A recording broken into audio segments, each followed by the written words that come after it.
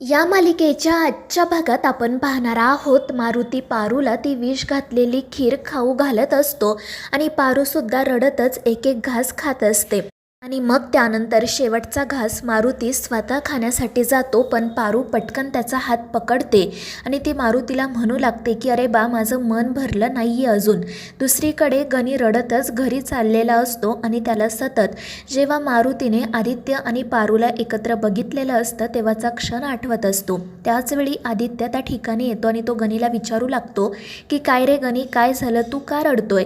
पण गणी त्याला काही सांगायला तयार नसतो. आदित्य त्याला पुन्हा पुन्हा विचारतो की गणी, काय झालंय? मी तुझा मित्र आहे ना, मग सांग बरं मला. आणि त्यावेळी गणी म्हणतो की आदित्य सर, जर आपण एखाद्याने दिलेली शपथ मोडली तर मग त्या व्यक्तीचा जीव जातो का? तर आदित्य हसून म्हणतो की असं काही होत नाही, तुझ्या मनात जे काही आहे ना ते मला सांग. आणि त्यावेळी मग गणी आदित्यला सांगू लागतो की बाने तुम्हाला आणि तायडीला एकत्र बघितलं आहे.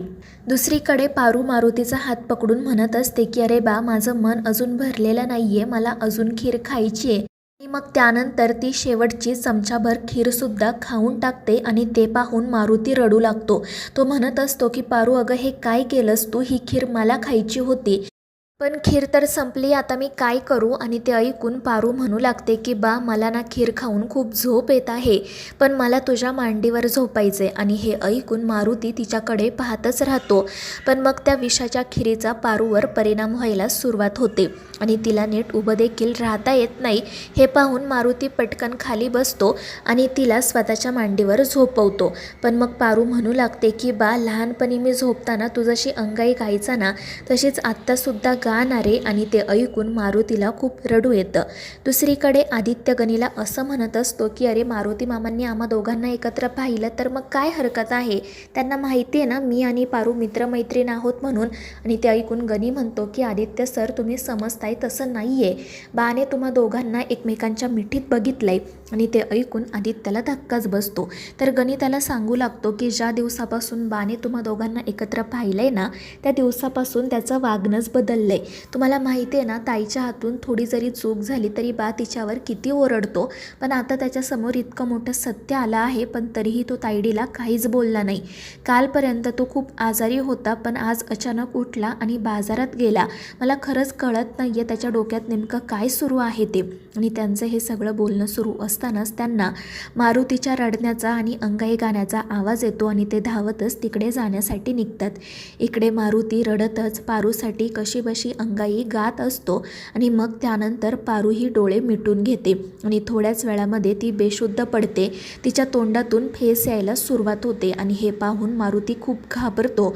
तो फक्त तिच्याकडे रडत बघत बसतो. पण तितक्यात आदित्य गणे त्या ठिकाणी येतात आणि पारूची अवस्था पाहून त्यांच्या पायाखालची जमीनच सरकते. आदित्य म्हणत असतो की पारूला काय झालं आहे, प्लीज मामा सांगा काहीतरी आम्हाला.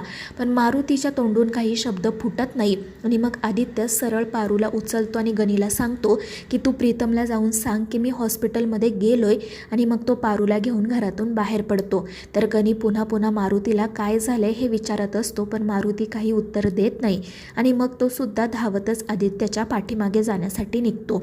त्यानंतर आदित्य पारूला घेऊन हॉस्पिटलमध्ये येतो. पारूची तब्येत खूपच बिघडलेली असते. आदित्य डॉक्टरांना मोठमोठ्याने हाका मारून बाहेर बोलावून घेतो आणि त्यांना सांगतो की तुम्ही प्लीज पारूवर लवकरात लवकर उपचार सुरू करा. मारुतीसुद्धा त्या ठिकाणी आलेला असतो. तो रडतच डॉक्टरांसमोर हात जोडतो. तर त्या डॉक्टर पारूकडे पाहून आदित्यला म्हणत असतात की ही तर विषबाधेची केस दिसते आणि जोपर्यंत पोलीस येत नाहीत ना, तोपर्यंत आम्ही उपचार नाही सुरू करू शकत. पण ते ऐकून आदित्य म्हणतो की तुम्ही काही काळजी करू नका, सगळी जबाबदारी मी घेतो, पण तुम्ही प्लीज आधी पारूवर उपचार सुरू करा. पण त्या डॉक्टर ऐकायला तयार नसतात. त्या म्हणत असतात की अशा केसेसमध्ये जर पेशंटला काही झालं तर नातेवाईक गोंधळ घालतात, त्यामुळे जोपर्यंत पोलीस येत नाही आणि आम्हाला समजत नाही की हा सुसाईडचा प्रयत्न आहे की मर्डरचा, तोपर्यंत आम्ही काहीच करू शकत नाही. आणि हे ऐकून आदित्यला तर काय करावं हे सुचत नाही. मारुती तर त्यावेळी पूर्णपणे खचूनच गेलेला असतो आणि तिथेच फरशीवर बसून राहतो. दुसरीकडे दामिनी फोनवर बोलत असते आणि त्यावेळी गणी आतमध्ये येतो आणि दामिनीला पाहून तो घाबरून एका जागीच थांबतो. त्यानंतर दामिनी त्याला विचारते की काय रे गणी, कुठे चालला आहेस तू? तर गणी तिला खोटंच सांगतो की कुठे नाही, मी सहजच आलो होतो. तर दामिनी त्याला विचारते की तुझी ताईडी कुठे आहे? तर गणी त्याही वेळी खोटं बोलतो आणि तिला सांगतो की माझी ताई घरी स्वयंपाक करते. आणि ते ऐकून दामिनी म्हणते की ठीक आहे, पण मला सांग तू का रडतोय आणि असा धावत इथे कशासाठी आला होता. पण गणी तिला काही सांगतच नाही आणि त्यावेळी दामिनीला पुन्हा एकदा फोन येतो, त्यामुळे ती बाहेर जाते. तर गणी धावतच प्रीतम प्रियाकडे जाण्यासाठी निघतो. दुसरीकडे आदित्य त्या डॉक्टरांना समजावण्याचा खूप प्रयत्न करत असतो, पण ते डॉक्टर काही ऐकायला तयार नसतात. ते म्हणत असतात की जोपर्यंत आम्हाला यांच्या विषबाधेचं कारण समजत नाही, जोपर्यंत पोलीस येत नाहीत, तोपर्यंत आम्ही काहीच करू शकणार नाही. आणि ते ऐकून आदित्य मारुतीकडे जातो आणि त्याला विचारू लागतो की मामा सांगा ना, पारूची ही अवस्था कशी झाली, नेमकं काय घडलं होतं. आणि त्यावेळी मारुती मोठ्याने ओरडून सांगतो की मीच माझ्या पोरीला खिरीतून विष दिलं आहे. आणि हे ऐकून आदित्यला तर मोठा धक्काच बसतो. तर त्या डॉक्टर म्हणतात की ही तर अटेम्प्ट टू मर्डरची केस आहे, आता तर पोलिसांना यावंच लागेल.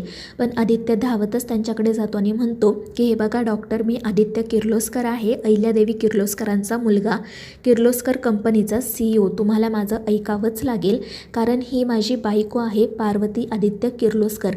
तुम्ही हिच्यावर लवकरात लवकर उपचार सुरू करा, हिला काही होता कामा नये, सगळी जबाबदारी मी घेतो. आणि ते ऐकून मग त्या डॉक्टरही म्हणतात की ठीक आहे आणि त्या पारूला उपचारांसाठी घेऊन जातात.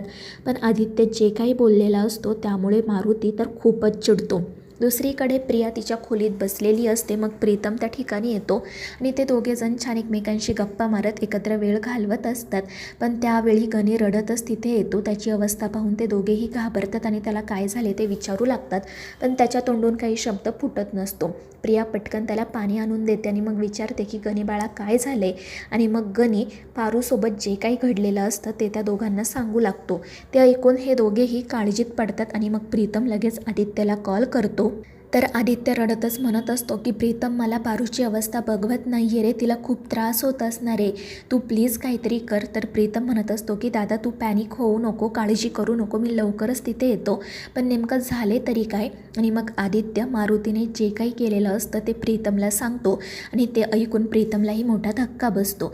त्यानंतर प्रिया प्रीतमला विचारू लागते की काय झाले. त्यावर प्रीतम म्हणतो की पारूला पॉयझनिंग झाले, पण माझा विश्वास बसत नाही आहे की हे सगळं मारुती मामांनी केलं आहे. आणि ते ऐकून प्रिया खूप घाबरते. गणीसुद्धा प्रीतमकडे पाहतच राहतो. आणि मग प्रिया प्रीतमला सांगते की हे बघा, आपल्याला आता वेळ घालवून चालणार नाही, तुम्ही लवकरात लवकर आईंना या सगळ्याबद्दल सांगा. पण प्रीतम म्हणतो की आईला सांगून काही उपयोग नाही आहे, तिच्यासमोर दादाच्या आणि पारूच्या नात्याचं सत्य येता कामा नये, त्यापेक्षा मी बाबांना सांगतो, तेच आपल्याला मदत करतील. आणि मग तो लगेच श्रीकांतकडे जाण्यासाठी निघतो. दुसरीकडे मारुती खूप रडत असतो, म्हणत असतो की मी करंटा बाप आहे, मीच माझ्या मुलीला मारायचा प्रयत्न केला. आणि ते ऐकून आदित्य त्याच्या जवळ येतो आणि तो पुन्हा मारुतीला विचारतो की मामा, तुम्ही मगाशी डॉक्टरांना जे काही सांगितलं ते खरं आहे का, तुम्ही पारूला विष दिलं का.